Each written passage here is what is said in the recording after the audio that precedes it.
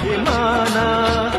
ನಿಮ್ಮ ಆಶೀರ್ವಾದದ ಬಲದಿಂದ ನಾ ಪಡೆದೆ ಬಹುದೊಡ್ಡ ಸ್ಥಾನ. ಹೇ ಹೇ. ಕನ್ನಡದ ಮಾತು ಚೆನ್ನ, ಕನ್ನಡದ ನೆಲ ಚೆನ್ನ, ಕನ್ನಡಿಗರ ಮನಸ್ಸು ಚಿನ್ನ.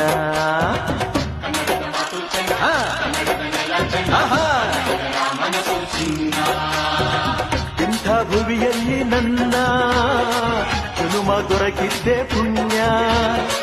ತುಂಗೆ ಕಾವೇರಿ ನೀರ